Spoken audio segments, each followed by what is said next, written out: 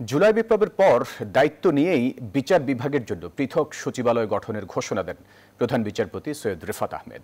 পৃথক সচিবালয় অধ্যাদেশ জারির মাধ্যমে অবশেষে নির্বাহী বিভাগের নিয়ন্ত্রণ থেকে পুরোপুরি মুক্ত হল বিচার বিভাগ। আইনজীবীরা বলছেন, এর মাধ্যমে বিভাগ কর্তৃত্বপরায়ণ শাসন ব্যবস্থা ও রাজনৈতিক হস্তক্ষেপ থেকে মুক্তি পেল। আগামী সরকারও এই বিধান কার্যকর রাখবে বলে আশা প্রকাশ করেন এই মামলার বাদী মাজদার হোসেন।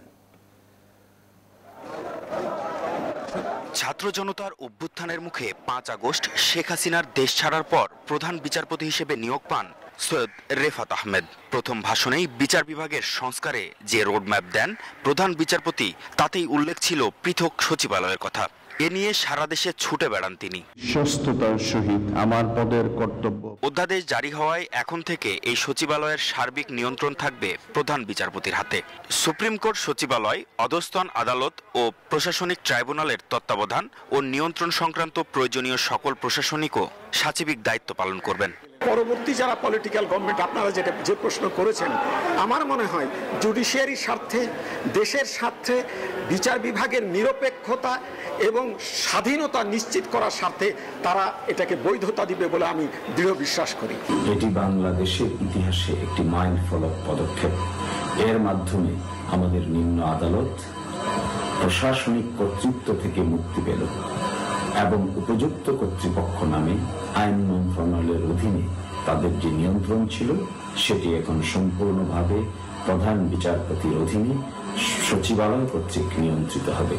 নির্বাচিত সরকার ক্ষমতায় এসে এই অধ্যাদেশ কার্যকর রাখবে বলে আশাবাদী আইনজীবীরা। 3টি বিভাগের স্বতন্ত্রভাবে কাজ করার জন্য তাদের ক্ষমতায়নকে যদি আমরা চিন্তা করি, আমি মনে করি আজকের এই অধ্যাদেশ জারির মাধ্যমে প্রকৃতপক্ষে বিচার বিভাগ এবং তাদেরকে ক্ষমতায়ন করা হয়েছে। একটা হচ্ছে আর্থিক দিক থেকে, একটা হচ্ছে প্রশাসনিক দিক থেকে। আন্তরিক জনগণ এই অধ্যাদেশের মাধ্যমে সুফল ভোগ করবে। যারা বিচার কার্যে জড়িত তারা নিজেদেরকে স্বাধীন ভাবতে শুরু করবে এবং তাদেরকে আর হয়রানিমূলক শাস্তির মুখোমুখি হতে হবে না। রাজনীতিক কোনো গুন্ডা পান্ডা, আমি এভাবে যদি বলি, রাজনীতিক কোনো হাই আপসের টেলিফোনে তারা তটস্থ থাকবে না। মাজদার হোসেন মামলায় 1999 সালের 2 ডিসেম্বর নির্বাহী বিভাগ থেকে বিচার বিভাগ পৃথককরণে রায় দেয় সুপ্রিম কোর্ট।